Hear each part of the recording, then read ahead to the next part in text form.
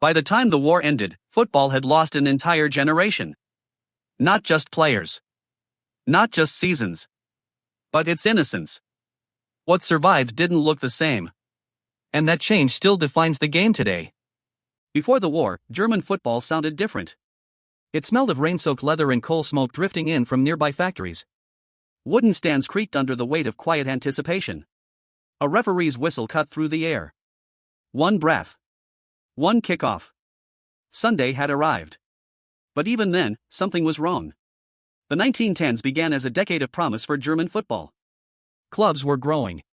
Crowds were forming habits. Tactics were being learned. The game was finding its identity. And yet, hovering over every match, was a shadow the crowd refused to name. What happens when the world's most human game collides with industrial war? This is the story of the decade when German football stopped counting only goals and started counting losses. When tactics met trenches. When clubs grew up overnight. And when a nation learned that a ball cannot roll louder than history. A game still learning to walk. In the years before World War I, German football was still discovering itself.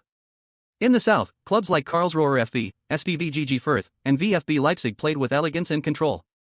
In the North, Victoria Berlin and Holstein Kiel answered with discipline. In the West, workers' clubs emerged straight from factory life, shaped by shift whistles and shared exhaustion. The dominant system was the pyramid: 2 defenders, 3 halfbacks, 5 attackers. It was aggressive, open, and exhausting.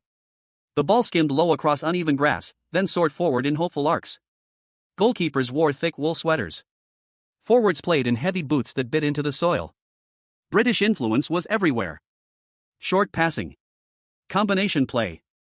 The idea that football could be organized rather than improvised. German football wasn't copying England.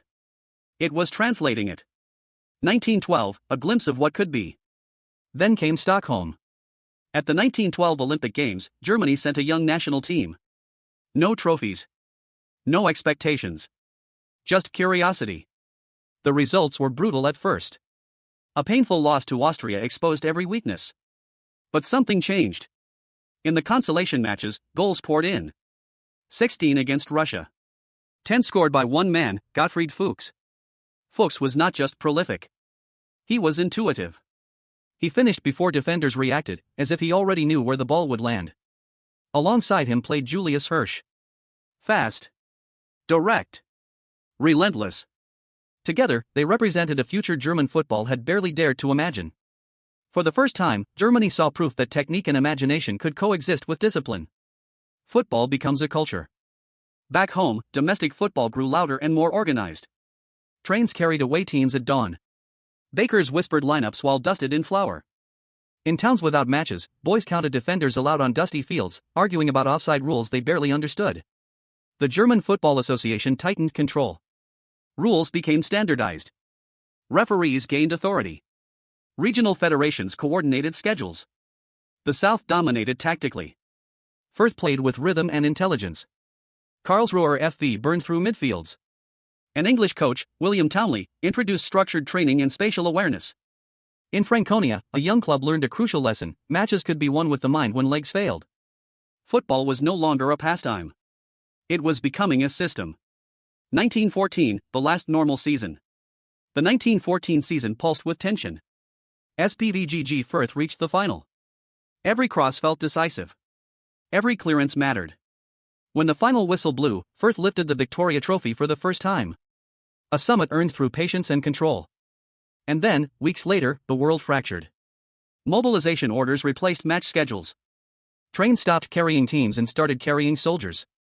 Stadium noise faded into recruitment speeches and collection drives. The ball still rolled. But not the same way. Football under fire. War stripped football of innocence and gave it weight. Team photos developed empty spaces. Players posed in uniform. Matches were labeled patriotic. Gate receipts funded war bonds. Halftime collections supported the wounded. National competitions collapsed. Travel restrictions fractured leagues into regional islands. Ration cards replaced matchday programs. Sundays felt hollow when villages first whispered names of the dead. Yet matches continued. And teenagers became captains overnight because the older men were gone. A harder game. The tactics didn't disappear. They hardened. The pyramid remained, but challenges sharpened. Fields deteriorated. Winters dragged on. Halfbacks organized courage as much as possession. Goalkeepers became commanders.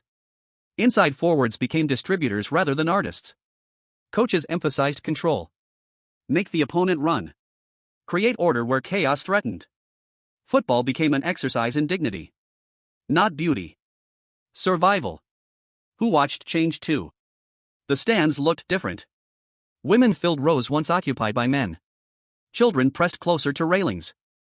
Singing softened. Faces aged. Sports pages shrank to short columns.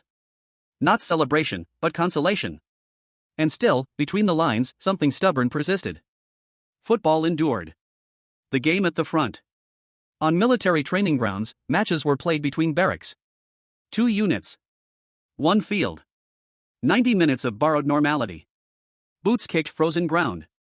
Caps were pulled low. Jackets flapped open on sprints. The pass became agreement.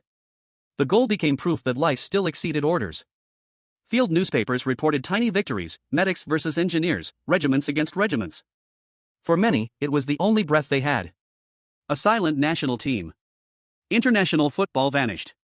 A grand tournament planned for Berlin in 1916 dissolved into paperwork. Federation officials counted costs, curfews, and casualties.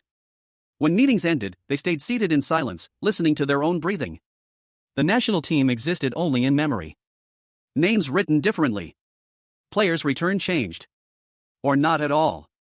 Gottfried Fuchs. Julius Hirsch. Others too. Some carried scars. Some carried silence. Some never came home. Clubs learned not to speak certain names at halftime. Football became a place of return. Training sessions felt ceremonial. Matches felt like temporary normality. Foundations of the future. In the South, structure replaced improvisation. Firth trained relentlessly. Support runs. Set plays. Rotations. Nuremberg grew into a rival defined by patience. Federations coordinated schedules under scarcity. The West leaned on grit. Workers carried equipment themselves. Coaches taught with looks instead of whistles. Leaders spoke by kerosene light. In Berlin, football remained sharp, argumentative, and proud. Even missing voices couldn't silence its tone. What the war taught the game. By 1918, Germany was exhausted. Clubs were broke. Players injured or gone. Trophies gathered dust. And yet, clubhouses filled again. Not with commands. With conversation. Football became a school of civility. It taught patience. Trust. Structure. Tactical humility. German football didn't emerge stronger. It emerged wiser. When Sunday returned. Eventually, Sunday came back. Wet leather. Coal smoke. Scarred players with steady hands. The whistle lifted. The murmur rose. The ball rolled. Not like before. But with understanding. Legacy of the 1910s. The war did not destroy German football. It reshaped it. It turned artists into workers. Talents into leaders. Clubs into institutions. It taught the sport how to endure pressure without losing itself. And it showed what football could be when the world tightened around it, a shared breath. If this decade stayed with you, subscribe. This channel exists to keep these stories alive. Because football does not survive on trophies alone. It survives on memory.